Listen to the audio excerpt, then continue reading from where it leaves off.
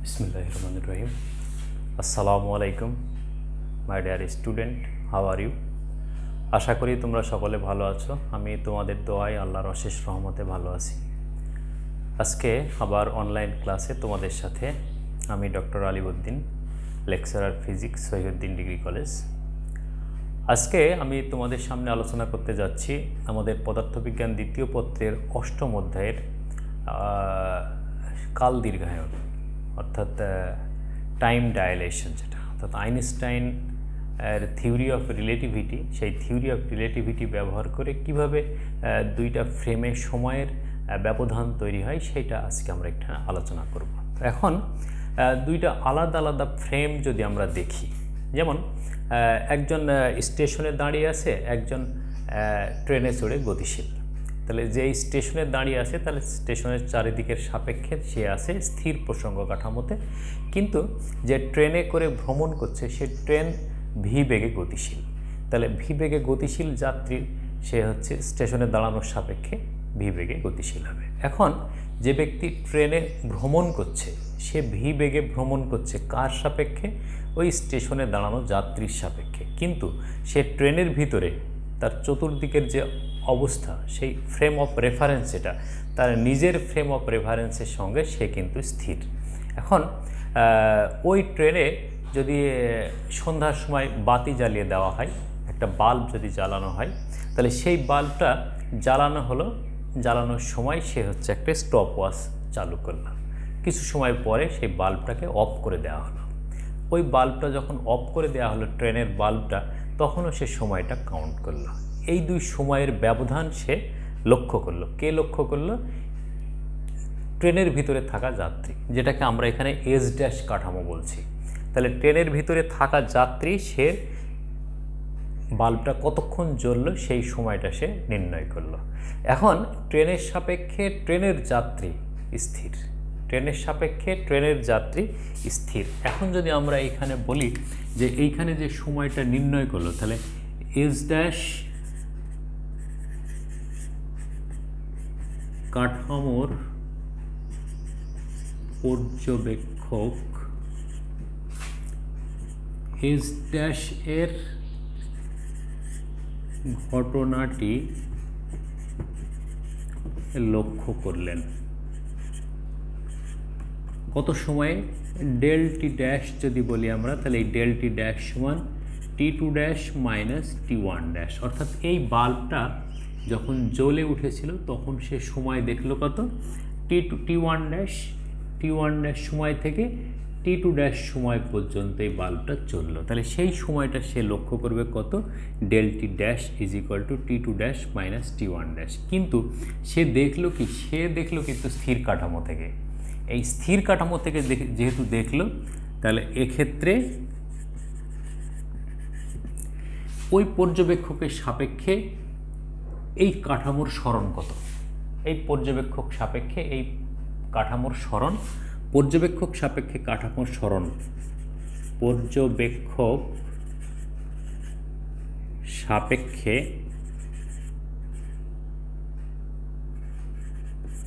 সাপেক্ষে কাঠামোর সরণ del X dash is equal to 0। এই ডেল এক্স এটা 0 হওয়ার অর্থ যে ওই পর্যবেক্ষক সাপেক্ষে সেই কাঠামোর সরণ কত? তাহলে পর্যবেক্ষক সাপেক্ষে কাঠামোর সরণ del X dash is equal to 0। তাহলে সে স্থির কাঠামো থেকে সময়টা লক্ষ্য করেছে। এখন এস কাঠামোর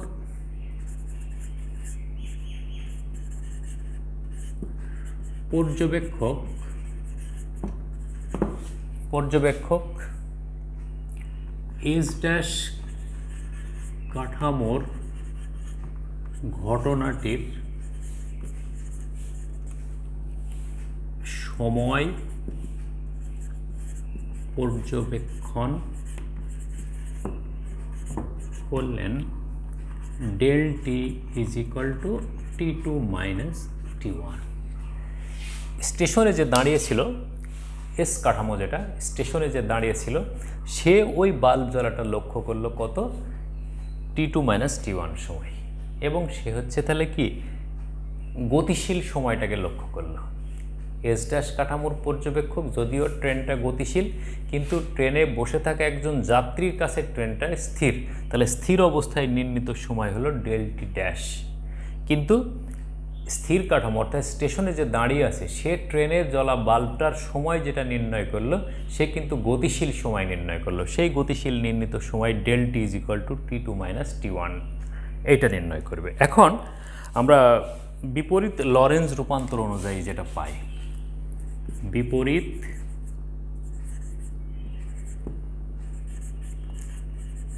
লরেন্জ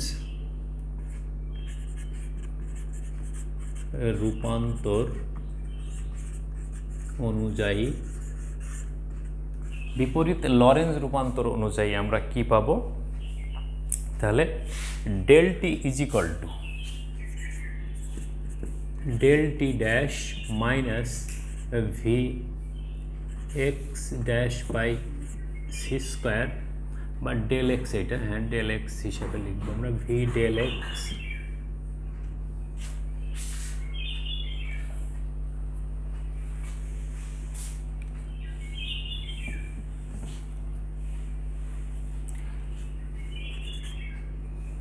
V del X dash divided by C square divided by root over 1 minus V square by C square. এই সমীকরণটা হচ্ছে আমাদের বিপরীত লরেন্জ রূপান্তর অনুযায়ী আমরা এটাকে লক্ষ্য করব। বিপরীত লরেন্জ রূপান্তর, এটা প্লাস হবে চিহ্নটা। তাহলে বিপরীত লরেন্জ রূপান্তর যেটা, বিপরীত লরেন্জ রূপান্তরে যে এইটা কিন্তু অ্যাকচুয়ালি গতিশীল অবস্থা থেকে নির্ণীত সময়। যদিও স্টেশনে দাঁড়িয়ে থাকা লোকটি স্থির কিন্তু সে লক্ষ্য করছে কি, সে লক্ষ্য করছে কিন্তু গতিশীল একটি ঘটনার সময়। তাহলে এই জন্য গতিশীল অবস্থায় সংঘটিত ঘটনার সময় সমান হচ্ছে এইটা, এটাকে বলা আমরা বলি বিপরীত লরেন্জ রূপান্তর। কিন্তু এক্ষেত্রে কিন্তু এখানে del X dash is equal to 0, এই del X dash is equal to 0। তাহলে ডেল এক্স ড্যাশ যদি 0 হয় তাহলে আমরা এখানে বলবো del T is equal to del T dash divide by root over 1 minus V square by C square. এখানে del টি dash হচ্ছে স্থির কাঠামো থেকে নির্ণীত সময়, স্থির কাঠামোতে নির্ণীত সময়। স্থির কাঠামো কেন? কারণ এই ট্রেনে বসে থাকা যাত্রী সেই ট্রেনের বাল্ব জ্বলাটার সময় নির্ধারণ করেছে। তাহলে সে কি করেছে, স্থির কাঠামো থেকে সে ডেল টি ড্যাশ নির্ণয় করেছে। তাহলে স্থির কাঠামোর সময় সেটাকে আমরা তাহলে বলছি টি নট, যেটাকে আমরা বলি প্রপার টাইম।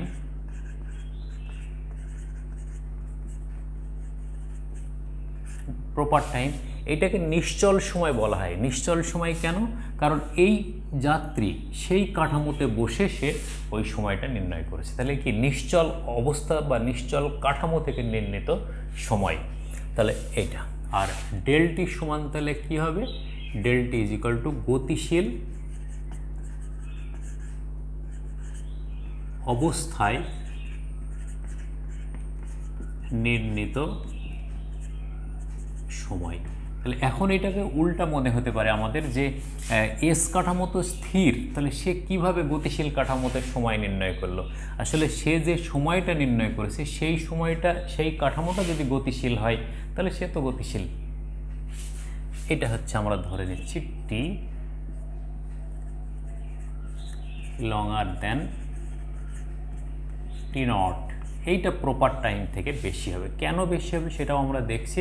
অতএব t is equal to t not divided by root over 1 minus V square by C square. এই সমীকরণটা হচ্ছে আমাদের টাইম ডাইলেশনের সমীকরণ। এটাকে যদি আমরা 1 নম্বর বলি, এটাকে যদি 2 নম্বর বলি, তাহলে এটা হলো 3 নম্বর সমীকরণ। তাহলে এই 3 নম্বর সমীকরণটা হচ্ছে আমাদের সময়ের আপেক্ষিকতার সমীকরণ। তাহলে সময়ের আপেক্ষিকতার সমীকরণ থেকে আমরা কি পাচ্ছি,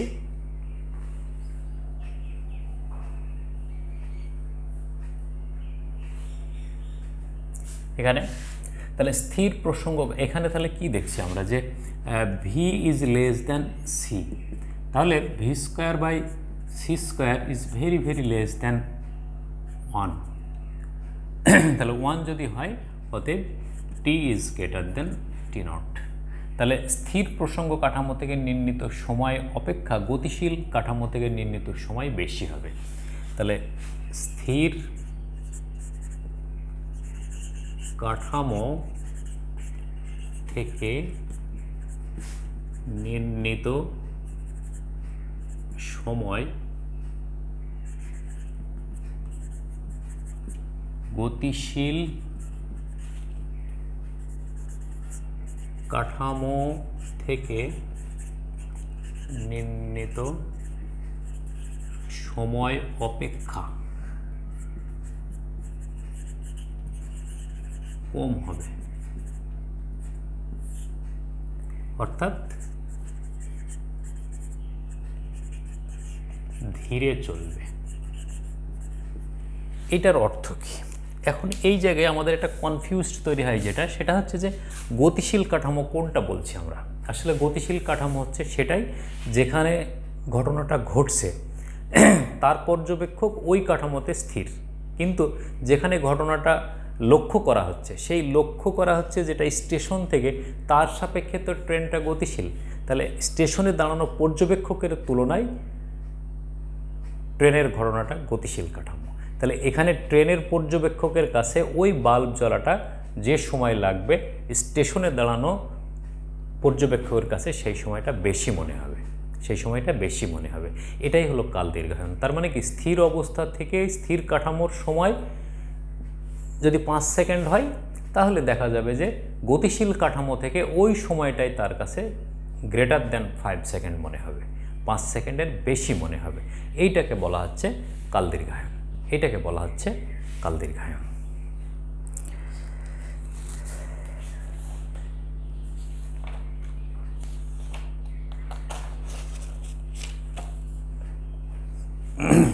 এখন একটা প্রশ্ন হচ্ছে যে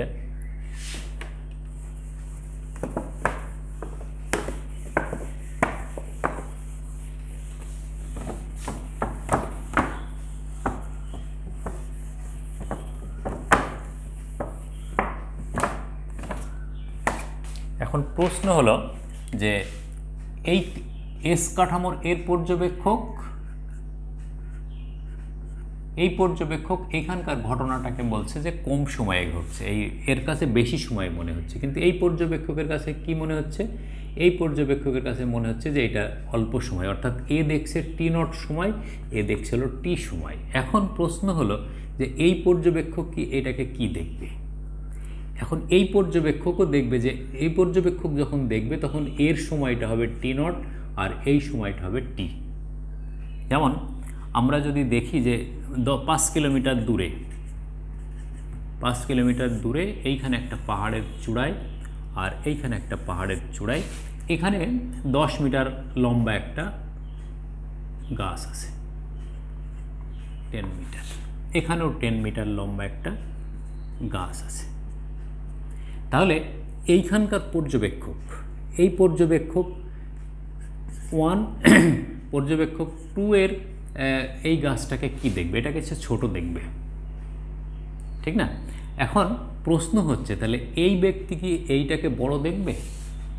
না, সেও এইটাকে ছোট দেখবে। তার মানে দুইজনের দেখার আপেক্ষিকতা একই রকম।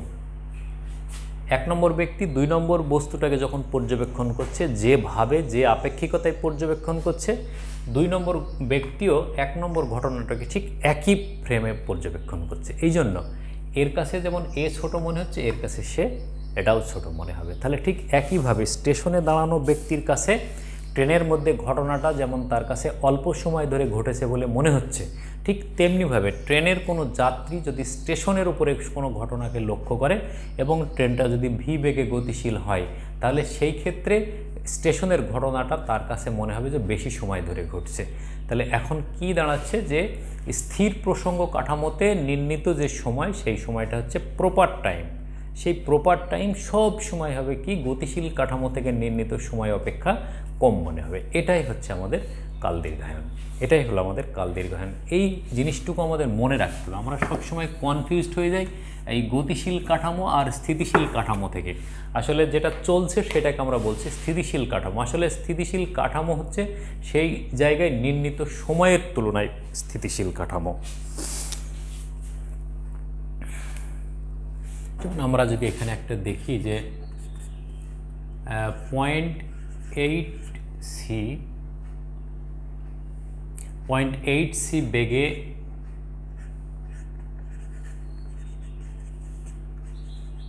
গতিশীল একটি মেসন কণার গড় আয়ু 3 × 10⁻⁸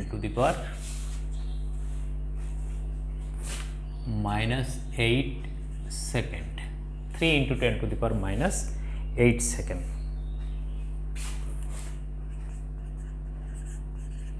স্থির অবস্থায় এর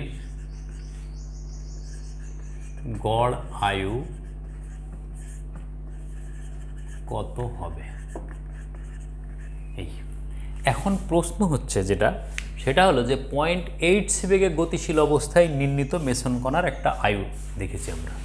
তাহলে 0.8c বেগে গতিশীল একটা ফ্রেম, তাহলে এই ফ্রেমটায় 0.8c বেগে গতিশীল। 0.8c বলতে আলোর বেগের 0.8 গুণ বেগে, তাহলে সেই বেগে গতিশীল, অর্থাৎ এটা ভি। তাহলে এই ভি বেগে গতিশীল অবস্থায় সেই কাঠামো থেকে মেসন কণার আয়ু নির্ণয় করা হয়েছে 3 × 10⁻⁸ সেকেন্ড।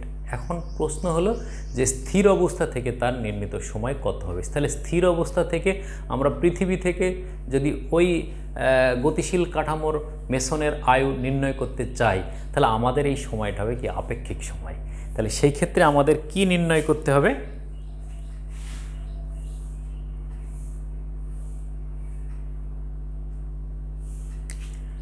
তাহলে এখানে ভি ইজ ইকুয়াল টু কত? V is equal two 0.8c। আলোর বেগ তো সি আসেই আমাদের, এবং এইখান থেকে নির্ণীত সময় t0 ইজ ইকুয়াল টু হচ্ছে 3 × 10⁻⁸ সেকেন্ড। ব্যাস এইটুকুই হলো অঙ্ক আমাদের। দরকার কি আমাদের? টি ইজ ইকুয়াল টু হোয়াট, এইটা।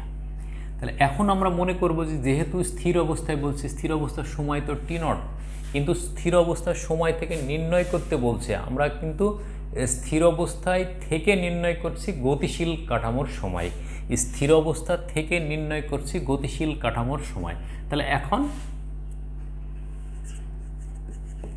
t is equal to t0 divided by √1 - v²/c²। তাহলে এখন আমাদের কি বলবো আমরা? t is equal to 3 × 10⁻⁸ divided by √1 - v এর মান হলো কত? 0.8c ডিভাইডেড বাই c এর হোল স্কোয়ার। এইটাকে এখন যদি আমরা ক্যালকুলেশন করি, তাহলে t ইজ ইকুয়াল টু যেটা পাবো আমরা 5.695 × 10⁻⁵ সেকেন্ড। তাহলে পৃথিবী থেকে যে লক্ষ্য করবে সেটা হচ্ছে সে এই সময়টা লক্ষ্য করবে।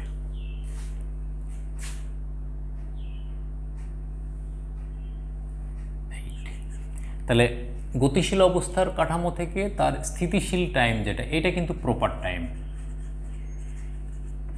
টাইম এটা। তাহলে প্রপার টাইম হচ্ছে 3 × 10⁻⁸, কিন্তু গতিশীল অবস্থা থেকে নির্ণীত সময়, মানে গতিশীল অবস্থায় নির্ণীত সময় স্থির কাঠামো থেকে, সেটা হলো 5.695 × 10⁻⁸ সময়, অর্থাৎ t is greater than t0। তাহলে এইখান থেকে আমরা এটা দেখতে পাই যে পৃথিবী পৃষ্ঠ থেকে যদি কোনো বস্তু নভোযানে করে ভ্রমণে যায়, তাহলে পৃথিবী পৃষ্ঠ থেকে নির্ণীত সময় যেটা হবে, তাহলে তার নিজস্ব সময় অপেক্ষা বেশি মনে হবে। তাহলে এখন যদি আমরা দেখি যে 0.8, এটা যদি আমরা দেখি যে v is equal two 0.7c। এখন ওই ব্যক্তি সে প্লেনে এই নভোযানে করে যে 25 ইয়ার অবস্থান করলো, তাহলে পৃথিবী থেকে সেই সময়টা কত মনে হবে? এটা যদি আমরা দেখি তাহলে এটার জন্য আমাদের জাস্ট সমীকরণটা বসিয়ে দিলেই হয়ে গেল t is equal to t not divided by root over 1 minus 0.7 c divided by c এর হোল স্কয়ার। ব্যাস, এই টি নটের মান তাহলে আমাদের কত 25। এটা হিসাব করলে আমরা এখন মান পেয়ে যাব। তাহলে এইখান থেকে দেখব যে নিশ্চয়ই এই সময়টা বেশি মনে হবে, তো তাহলে এখানে আমাদের পড়ার সময় ভাষাটাকে খুব ক্লিয়ারলি বুঝতে হবে যে কি বোঝাতে চাচ্ছে।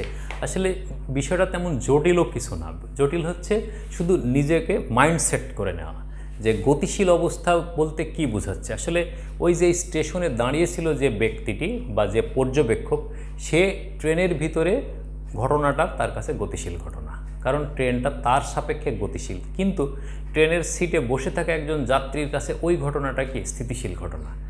তাহলে যদিও ট্রেন গতিশীল কিন্তু ট্রেনের যাত্রীর কাছে স্থিতিশীল, তাহলে ওই সময় ওই যাত্রী যে সময়টা নির্ণয় করবে সেইটা হবে তার জন্য প্রপার টাইম, আর স্টেশনে দাঁড়ানো পর্যবেক্ষক যে সময়টা নির্ণয় করবে সেইটা হবে তার আপেক্ষিক সময়। আমরা সবাই আপেক্ষিকতার ভিতরেই চলছি। চলো যাই, এটার আরও মজার কিছু এক্সাম্পল আমি এর পরের লেকচারে বা আলাদা কোনো লেকচারে তুলে ধরার চেষ্টা করব। তো তোমরা ভালো থাকো, সুস্থ থাকো, এই কামনাই। আল্লাহ হাফিজ।